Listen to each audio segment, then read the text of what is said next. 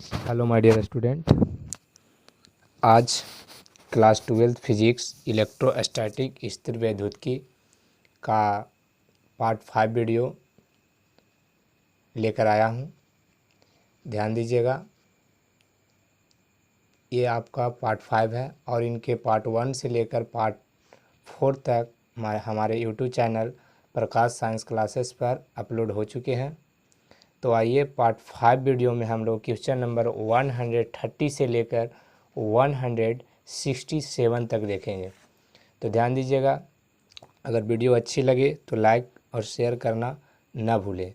तो आइए ध्यान दीजिए, क्वेश्चन नंबर 130 मतलब क्वेश्चन नंबर 130 कहता है आर त्रिज्या वाले, ध्यान दीजिएगा, कहता है आर त्रिज्या वाले एक वृत्ताकार चालक का रेखीय आवेश घनत्व इनमें से कौन होगा। अगर आर त्रिज्या वाले एक वृत्ताकार चालक है, देखिएगा ध्यान से, ये आपका आर त्रिज्या वाला एक वृत्ताकार चालक, इसकी त्रिज्या आपका आर दिया गया है। अब कहता है इसका रेखीय आवेश घनत्व, याद रखिएगा रेखीय आवेश घनत्व हम बताए थे कि लेमडा इज इक्वल टू होता है charge per unit length. Charge per unit length, length का मतलब उसका परिधि, तो Q का Q होगा। और बताइए एक वृत्त है तो इसका परिधि क्या होगा 2 पाई और क्या होगा R। तो कहता है इसी का पूछा रेखीय आवेश घनत्व इनमें से कौन होगा, तो हो जाएगा Q/2 पाई R। तो ऑप्शन नंबर आपका सी सही हो जाएगा। अगर फिर से एक बार क्वेश्चन, आर त्रिज्या वाले एक वृत्ताकार चालक का रेखीय आवेश घनत्व इनमें से कौन होगा, तो ऑप्शन सी हो जाएगा Q/2 पाई R। अगला क्वेश्चन है पृष्ठीय आवेश घनत्व का एसआई मात्रक होता है। पृष्ठीय आवेश घनत्व का एसआई मात्रक होता है। अगर पृष्ठीय आवेश घनत्व का एसआई मात्रक आपसे अगर एग्जाम में क्वेश्चन करता है तो इसका एसआई मात्रक होता है कूलम प्रति मीटर स्क्वायर, क्योंकि पृष्ठीय आवेश जो घनत्व होता है ये होता है charge per unit area. Charge per unit क्या होता है, एरिया।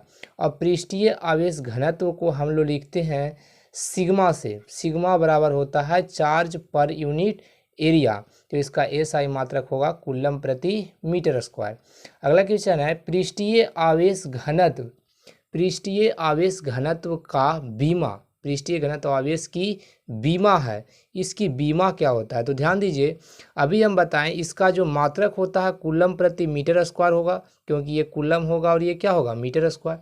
तो अगर इसका बीमा निकालना है तो हम जानते हैं बीमा निकालने का फॉर्मूला, कूलम को हम लोग लिखते हैं बीमा 80 और मीटर स्क्वायर का होता है एल स्क्वायर। तो इसका बीमा निकालेंगे तो आपका आ जाएगा ATL के पावर -2। तो आपका पृष्ठीय आवेश घनत्व की बीमा हो जाएगा ATL के पावर -2। अगला क्वेश्चन है आयतन आवेश घनत्व का एसआई मात्रक होता है। आयतन आवेश घनत्व का एसआई मात्रक होता है। तो आयतन घनत्व आवेश का जो एसआई मात्रक होगा आयतन आवेश घनत्व का, वो हो जाएगा कूलम प्रति मीटर क्यू, क्योंकि ये जो होता है charge per unit volume, charge per unit volume, ये जो होता है आपका चार्ज पर यूनिट वॉल्यूम, और इसको हम लोग सूचित करते हैं रो से। तो रो बराबर हो जाता है चार्ज पर यूनिट क्या होता है वॉल्यूम। तो इसका एसआई मात्रक हो जाएगा, ये होता है कूलम, और आयतन का जो मात्रक होता है वो होता है मीटर क्यू। तो हो जाएगा कूलम प्रति मीटर क्यू। तो याद रखिएगा कि आयतन आवेश घनत्व का एसआई मात्रक होता है कूलम प्रति मीटर क्यू। अगला क्वेश्चन है इनमें से कौन अदिश राशि है, इनमें से कौन अदिश राशि है। तो रेखीय आवेश घनत्व, पृष्ठीय आवेश घनत्व, सी में है आयतन घनत्व आवेश, उसके बाद डी में है इनमें से सभी। तो याद रखिए सभी जो है एक अदिश राशि है, तो ऑप्शन नंबर आपका डी सही हो जाएगा, इनमें से सभी। अगला क्वेश्चन है एक इलेक्ट्रॉन बराबर कितना कूलम होता है, एक इलेक्ट्रॉन बराबर कितना कूलम होता है। तो हम जानते हैं एक इलेक्ट्रॉन बराबर 1.6 × 10⁻⁻19 कूलम। या तो ऐसे भी लिख सकते हैं 16 into 10 to the power minus कितना 20 भी इसको हम लिख सकते हैं। अगला क्वेश्चन है एक इलेक्ट्रॉन बराबर कितना ESU होता है। 136 नंबर सवाल है, एक इलेक्ट्रॉन बराबर कितना ESU होता है। तो एक इलेक्ट्रॉन बराबर कितना ESU होता है समझते हैं। एक इलेक्ट्रॉन बराबर बोला है कि कितना ESU होता है, तो हम जानते हैं कि एक इलेक्ट्रॉन को अगर हम कूलम में देखते हैं, एक इलेक्ट्रॉन को अगर हम कूलम में देखते हैं तो 1.6 गुने 10 टू दी पावर कितना होता है -19 कूलम। इसको ऐसे भी लिख सकते हैं 1.6 गुने 10 टू दी पावर -19 और कूलम को लिख सकते हैं 1 कूलम। और ये भी जानते हैं 1.6 गुने 10 टू दी पावर -19 हो गया और 1 कूलम का ESU में वैल्यू होता है 3 गुने 10 टू दी पावर कितना 9। अब सबको ये बदल गया आपका ESU में, कितना बदल गया ESU में, तो इसको गुना करेंगे तो हो जाएगा 16 या कितना हो जाएगा 48। 4.8 गुने 10 टू दी पावर कितना हो जाएगा -10। 4.8 गुने 10 टू दी पावर -10 ESU। तो याद रखिएगा 1 इलेक्ट्रॉन का मान ESU में जो होता है वो होता है 4.8 गुने 10 टू दी पावर माइनस कितना होता है 10। तो आपका 136 नंबर क्वेश्चन का आंसर हो जाएगा C। अगला क्वेश्चन है, क्वेश्चन नंबर आपका नेक्स्ट है 137। इलेक्ट्रॉन के विशिष्ट आवेश का मान इनमें से कौन होगा। इलेक्ट्रॉन के विशिष्ट आवेश का मान, तो इलेक्ट्रॉन का विशिष्ट आवेश कहते हैं किसको, याद रखिएगा इलेक्ट्रॉन का विशिष्ट आवेश कहते हैं इलेक्ट्रॉन के आवेश तथा इलेक्ट्रॉन के द्रव्यमान के अनुपात को, इलेक्ट्रॉन के आवेश तथा इलेक्ट्रॉन के द्रव्यमान के अनुपात को यहाँ से लिख देते हैं इलेक्ट्रॉन का विशिष्ट आवेश बराबर होता है इलेक्ट्रॉन का आवेश बटा इलेक्ट्रॉन का द्रव्यमान। ये दोनों के अनुपात को ही कहते हैं इलेक्ट्रॉन का विशिष्ट आवेश। जब इलेक्ट्रॉन का यहाँ पे आवेश रखिएगा 1.6 गुने 10 टू दी पावर -19 और इलेक्ट्रॉन का द्रव्यमान रखेंगे 9.1 गुने 10 टू दी पावर -31 kg। जब इसको सोल्व करेंगे तो आपका ऑप्शन आ जाएगा A 0.18 गुने 10 टू दी पावर 11 कूलाम प्रति kg। तो याद रखिएगा विशिष्ट आवेश का ये मात्रक होता है, कूलाम प्रति क्या होता है kg। अगला सवाल है, अल्फा पर मुक्त आवेश का मान होता है। अल्फा पर मुक्त आवेश का मान कितना होता है। अल्फा पर मुक्त आवेश का मान कितना होता है, तो हम जानते हैं कि अल्फा पर +2 पॉजिटिव होता है, 2 कण होता है, अल्फा पर +2 होता है। तो हम जानते हैं एक अल्फा पर अगर 2 है तो इलेक्ट्रॉनों यहाँ पे 2 नंबर ऑफ अल्फा पे जो कण हो गया वो 2 हो गया, 2 हो गया। तो यहाँ पर जानते हैं एक पर जो होगा 1.6 गुने 10 टू दी पावर माइनस कितना होगा 90। अगर 2 पर निकालेंगे तो 2 से गुना करेंगे तो 16 दूनी कितना हो जाएगा 32। 3.2 गुने 10 टू दी पावर माइनस कितना हो जाएगा 19 कूलम। तो ऑप्शन आपका हो जाएगा B, अल्फा पर मुक्त आवेश का मान कितना होता है 3.2 गुने 10 टू दी पावर -19। अगला क्वेश्चन है, माध्यम की विद्युतशीलता। माध्यम की विद्युतशीलता का मतलब होता है एप्सिलॉन नॉट का मात्रक कौन है। तो माध्यम की विद्युतशीलता का मात्रक होता है फैराड पर मीटर, पहले भी हम लोग पढ़ चुके हैं। अगला क्वेश्चन है, आवेश का प्रायोगिक मात्रक इनमें से कौन है। आवेश का प्रायोगिक मात्रक इनमें से कौन है। तो आवेश का प्रायोगिक मात्रक होता है एम्पियर घंटा। ऐसे आवेश का मात्रक कूलम होता है, लेकिन प्रायोगिक मात्रक पूछता है तो हम लोग एम्पियर घंटा टिक लगाएंगे। अगला क्वेश्चन है, अगला आपका क्वेश्चन है, विद्युत विभव का एसआई मात्रक होता है। विद्युत विभव का एसआई मात्रक, विद्युत विभव को V से लिखते हैं और V बराबर फार्मूला जानते हैं W बटा क्या होता है Q, और W का मात्रक होता है जूल और Q का मात्रक होता है कूलम। तो विद्युत विभव का एसआई मात्रक होगा जूल प्रति कूलम। तो ऑप्शन आपका हो जाएगा B 141 नंबर सवाल का। अगला क्वेश्चन 142 है, दो पदार्थ को आपस में सटाने से उसमें आवेश का स्थानांतरण नहीं होता है। दो पदार्थ को आपस में सटाने से उसमें आवेश का स्थानांतरण नहीं होता है, तो दोनों पदार्थ में किसका मान समान होगा। अगर दो पदार्थ है और उसको आपस में अगर हम सटाते हैं, आपस में अगर हम इसको क्या करते हैं, सटाते हैं, और अगर आवेश का स्थानांतरण नहीं होता है तो दोनों पदार्थों में किसका मान क्या कहता है, समान होगा। तो याद रखिएगा विभव का जो मान होता है वो दोनों पदार्थों में क्या होगा, समान हो जाएगा। अगला नंबर क्वेश्चन है 143 नंबर क्वेश्चन है 2 कूलम आवेश को 24 वोल्ट के विभवांतर में ले जाने से किए गए कार्य का मान होगा। आवेश दिया गया है आपका 2 कूलम, विभवांतर दिया गया आपका 24 वोल्ट, तो कहता है कार्य निकालना है। तो W बराबर क्या होगा, तो हम जानते हैं कि V बराबर होता है W/Q, तो W बराबर निकालेंगे तो क्या हो जाएगा, VQ। तो V का मान आपका दिया गया है 2 और V का मान आपका 24 है और Q का मान आपका हो गया 2, तो 24 दूनी कितना हो जाएगा 48, और कार्य का मात्रक होता है जूल, तो किए गए कार्य का मान कितना होगा 48 जूल। तो ऑप्शन आपका हो जाएगा ए। अगला क्वेश्चन है इनमें से कौन अदिश राशि नहीं है। कौन है जो अदिश राशि नहीं है, तो विभव भी एक अदिश राशि है, विभवांतर भी अदिश राशि है, और पृष्ठीय आवेश घनत्व भी अदिश राशि है। आपका एक विद्युत क्षेत्र है जो ये अदिश राशि नहीं है, ये कौन राशि है, सदिश राशि, वेक्टर क्वांटिटी हो जाता है। अगला क्वेश्चन है विद्युत विभव का बीमा है। विद्युत विभव का बीमा क्या होगा, ध्यान दीजिएगा। विद्युत विभव बराबर अभी बताएं V बराबर होता है W बटा क्या होता है Q।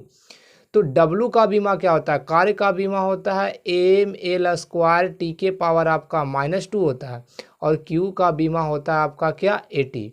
जब इसको कैलकुलेट करेंगे तो इसका बीमा क्या होगा, ध्यान दीजिएगा, m हो जाएगा l के पावर 2 हो जाएगा और t के पावर -3 हो जाएगा, अब a के पावर क्या हो जाएगा -1 हो जाएगा।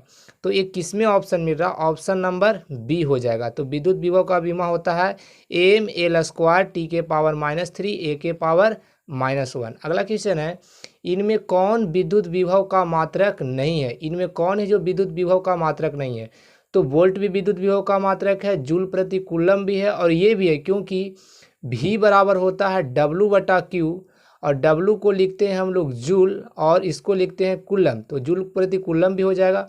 जूल प्रति कूलम जो होता है वो वोल्ट के बराबर होता है, और ध्यान दीजिएगा जूल को लिख सकते हैं, जूल को हम लोग लिख सकते हैं न्यूटन मीटर के बराबर होता है, और प्रति क्या हो गया कूलम। तो ये तीनों जो है आपका विद्युत विभव का मात्रक है, लेकिन ये न्यूटन पर कूलम में जो विद्युत क्षेत्र का मात्रक है। तो आपका इनमें कौन विद्युत विभव का मात्रक नहीं है, तो ऑप्शन आपका डी हो जाएगा, न्यूटन पर कूलम। अगला क्वेश्चन है इलेक्ट्रॉन वोल्ट किसका मात्रक है। इलेक्ट्रॉन वोल्ट याद रखिएगा, इलेक्ट्रॉन वोल्ट जो मात्रक है वो किसका है, ऊर्जा का, और ये बहुत ही इंपॉर्टेंट क्वेश्चन है, VVI है, पूछा गया एग्जाम में है। तो इलेक्ट्रॉन वोल्ट किसका मात्रक है, ऊर्जा का। अगला क्वेश्चन है 1 इलेक्ट्रॉन वोल्ट का मान है। 1 इलेक्ट्रॉन वोल्ट का मान है, याद रखिएगा इलेक्ट्रॉन वोल्ट को हम लोग किस में लिखते हैं, जूल में, तो ये जूल वाला ही आंसर होगा। तो इलेक्ट्रॉन वोल्ट का मान होगा कितना 1.6 × 10⁻⁻19 जूल। तो ऑप्शन नंबर आपका कितना हो जाएगा बी। अगला क्वेश्चन है एक बिंदु आवेश Q से R दूरी, एक बिंदु आवेश Q से कितना R दूरी पर विद्युत विभव का मान होगा। ध्यान दीजिएगा बोला है एक बिंदु आवेश Q से, एक बिंदु आवेश Q से, ये बिंदु आवेश है Q से R दूरी पर, कितना दूरी पर, R दूरी पर, इस पॉइंट पे विद्युत विभव का मान, तो विद्युत विभव का मान होगा 1/4 पाई क्या होगा ε0 Q बटा कितना हो जाएगा R। तो ऑप्शन नंबर 149 का ऑप्शन नंबर आपका हो जाएगा ए, 1/4 पाई ε0 Q बटा क्या हो जाएगा R। तो ऑप्शन ए हो जाएगा। अगला क्वेश्चन है यदि दूरी के मान को दुगना कर दिया जाए, यदि दूरी के मान को क्या कर दिया जाए, दुगना कर दिया जाए, दूरी के मान को दुगना कर दिया जाए तो विभव का मान क्या होगा। अगर दूरी के मान को हम दुगना कर देते हैं तो अभी हम जाने कि V बराबर होता है 1/4 पाई ε0 Q बटा क्या होता है R। R को दुगना करना, दुगना करेंगे तो विद्युत विभव का मान क्या होगा, इसको कुछ नहीं तो कितना है 1, तो 1/2, मतलब कि अगर दूरी के मान को दुगना करते हैं तो विभव का मान क्या हो जाएगा, आधा हो जाएगा। तो ऑप्शन आपका क्या हो जाएगा, बी हो जाएगा। अगला क्वेश्चन है कि विद्युत क्षेत्र E तथा विद्युत विभव V में संबंध होता है। याद रखिएगा विद्युत क्षेत्र E और विद्युत विभव V में संबंध होता है। VVI क्वेश्चन है, इंपॉर्टेंट भी है बहुत ज़्यादा। तो विद्युत क्षेत्र E तथा विद्युत विभव में संबंध होता है E बराबर -dV/dx। ऑप्शन ए हो जाएगा। यहाँ से हम निकाले थे विद्युत क्षेत्र का एक और मात्रक, वोल्ट प्रति क्या निकाले थे, मीटर। अगला क्वेश्चन है, बहुत ही हल्का क्वेश्चन है, पृथ्वी का विभव होता है, पृथ्वी का विभव होता है, तो पृथ्वी का विभव याद रखिएगा शून्य होता है, ऑप्शन बी हो जाएगा। अगला क्वेश्चन है, वैद्युत द्विध्रुव के कारण अक्षीय स्थिति में, वैद्युत द्विध्रुव के कारण अक्षीय स्थिति में विद्युत विभव का मान होता है, वैद्युत द्विध्रुव के कारण अक्षीय स्थिति में विद्युत विभव का मान होता है। अगर कोई विद्युत द्विध्रुव है, ध्यान दीजिएगा यहाँ पे देखिएगा, ये माइनस क्यू हो गया और आपका ये हो गया प्लस क्यू, इसका मिड पॉइंट ओ हो गया। और इसी के अक्ष में अगर हम विद्युत विभव का मान इस पॉइंट पे निकालते हैं, इसी के अक्ष में, अनुदिश में, एक्सियल में, तो कहता है उसका विद्युत विभव का मान इसमें कौन होगा। तो याद रखिएगा, एक हम इलेक्ट्रिक फील्ड में भी देखे थे, और ये है आपका इलेक्ट्रिक पोटेंशियल, इलेक्ट्रिक पोटेंशियल में विद्युत विभव का मान कितना होगा वैद्युत द्विध्रुव में। तो ध्यान रखिएगा, V बराबर होगा 1/4 पाई एप्सिलॉन नॉट P बटा क्या होगा R²। ये होगा कब, जब वैद्युत द्विध्रुव के कारण अक्षीय स्थिति में विद्युत विभव का मान निकालेंगे तब। V बराबर 1/4 पाई एप्सिलॉन नॉट P बटा क्या होगा R²। सो 153 नंबर सवाल का ऑप्शन हो जाएगा आपका ए। अगला नंबर क्वेश्चन है 154, 154 में आपका है, वैद्युत द्विध्रुव के कारण, वैद्युत द्विध्रुव के कारण निरक्षीय स्थिति में, निरक्षीय का मतलब होता है पैरेलल, परपेंडिकुलर, सॉरी, वैद्युत द्विध्रुव के कारण निरक्षीय स्थिति में विद्युत विभव का मान है। निरक्षीय स्थिति कहने का मतलब ध्यान दीजिएगा, ये आपका विद्युत द्विध्रुव है, माइनस क्यू, ये हो गया प्लस क्यू, और निरक्षीय स्थिति का मतलब हुआ कि इस लंब डाल के अगर हम इस पॉइंट पर विद्युत विभव का मान देखते हैं, इस प्रकार से लंब डालने के बाद यहाँ पर विद्युत विभव का अगर हम मान निकालते हैं, तो निरक्षीय स्थिति में विद्युत विभव का जो मान हो जाएगा विद्युत विभव का, वो क्या हो जाएगा, शून्य हो जाएगा। किसके कारण, वैद्युत द्विध्रुव के कारण, वैद्युत द्विध्रुव के कारण निरक्षीय स्थिति में जो विद्युत विभव का मान होता है वो क्या होता है, शून्य होता है। लेकिन अक्षीय स्थिति में अगर देखते हैं विद्युत विभव का मान, तो V बराबर 1/4 पाई एप्सिलॉन नॉट P बटा क्या होता है R² होता है। अगला नंबर सवाल 155, कहता विद्युत द्विध्रुव के कारण, विद्युत द्विध्रुव के कारण किसी बिंदु पर विद्युत विभव का मान होगा। अब कहता विद्युत द्विध्रुव के कारण, ध्यान दीजिएगा, ये विद्युत द्विध्रुव है, माइनस क्यू है, ये प्लस क्यू, और किसी भी पॉइंट पर यहाँ यहाँ यहाँ यहाँ यहाँ कहीं भी अगर आप विद्युत विभव का मान पूछता है, तो इसका जो फॉर्मूला होता है वो होता है V बराबर 1/4 pi epsilon not P cos theta बटा क्या होता है R²। तो आपका जो ऑप्शन हो जाएगा 155 नंबर सवाल का वो हो जाएगा बी। याद रखिएगा, किसी भी पॉइंट पर अगर आपको विद्युत विभव का मान पूछता है तो V बराबर 1/4 pi epsilon not P cos theta बटा R²। लेकिन अक्षीय स्थिति में पूछता है तो 1/4 पाई एप्सिलॉन नॉट P बटा R²। निरक्षीय स्थिति में पूछता है विद्युत विभव का मान, तो आपका क्या हो जाएगा, 0 हो जाएगा। अगला क्वेश्चन है, वोल्ट समान होता है, वोल्ट जो होता है वो समान होता है। तो 156 नंबर सवाल का आंसर हो जाएगा कि वोल्ट समान होता है। तो वोल्ट किसके समान होगा, अभी बताएं। V बराबर होता है W बटा क्या होता है Q, W को बोलते हैं जूल, इसको बोलते हैं कूलम, और ये जो समान होता है किसके होता है, वोल्ट का।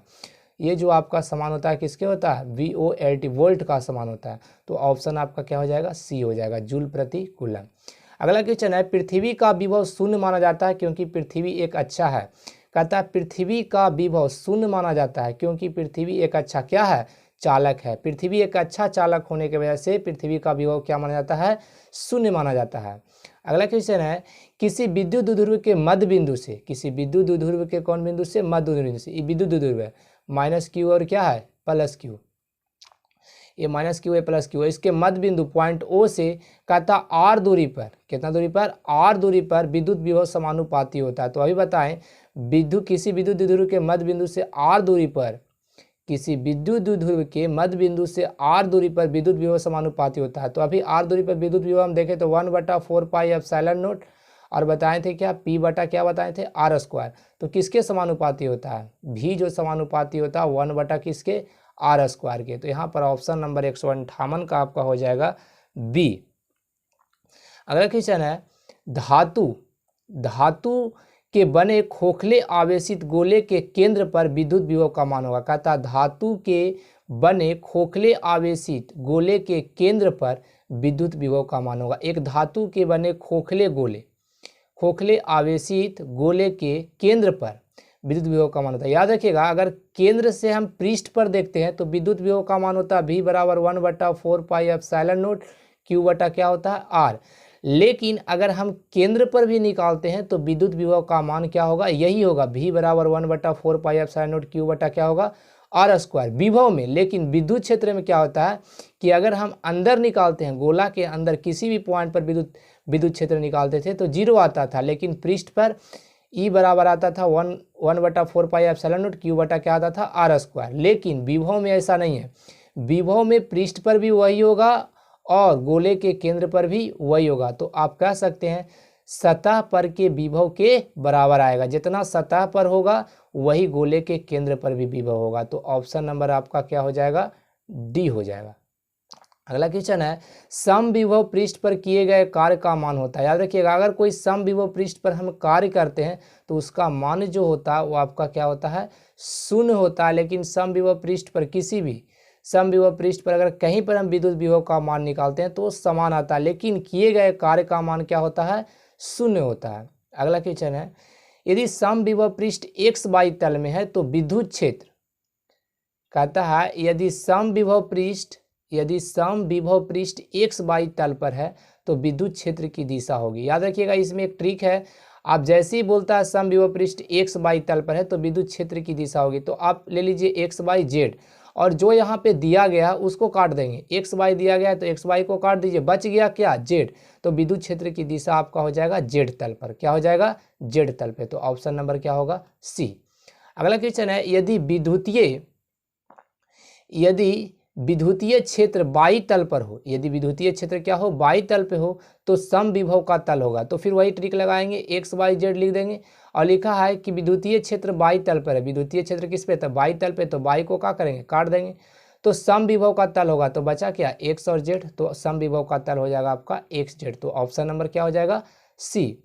अगला क्वेश्चन है, समविभव पृष्ठ में प्रत्येक बिंदु पर किसका मान समान होता है। अगर कोई समविभव पृष्ठ है तो उसमें प्रत्येक बिंदु पर किसका मान समान होगा। याद रखिएगा, विद्युत क्षेत्र का मान कभी भी समान नहीं होगा, ना आवेश का। तो समविभव पृष्ठ में प्रत्येक बिंदु पर जो होता है वो विभव का मान क्या होता है, समान होता है। तो ऑप्शन नंबर 163 का आपका हो जाएगा बी।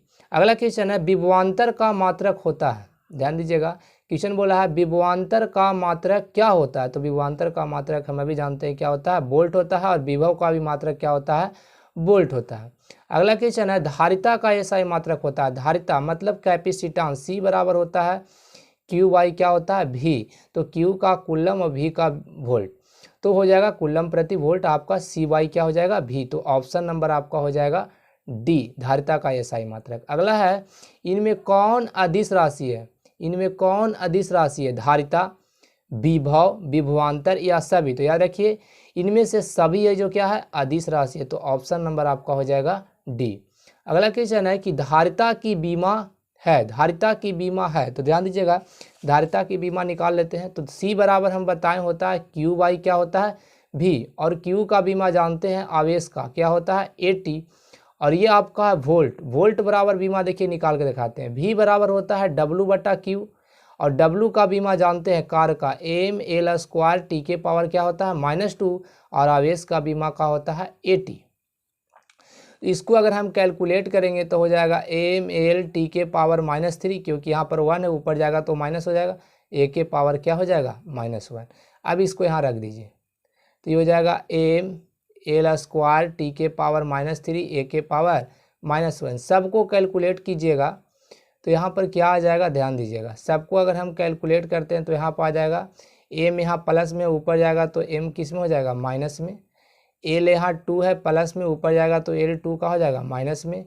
T यहाँ -3 है, यहाँ T ऊपर 1 है, तो ये माइनस ऊपर जाएगा तो प्लस, 3 और 1 कितना हो जाएगा, T4 हो जाएगा।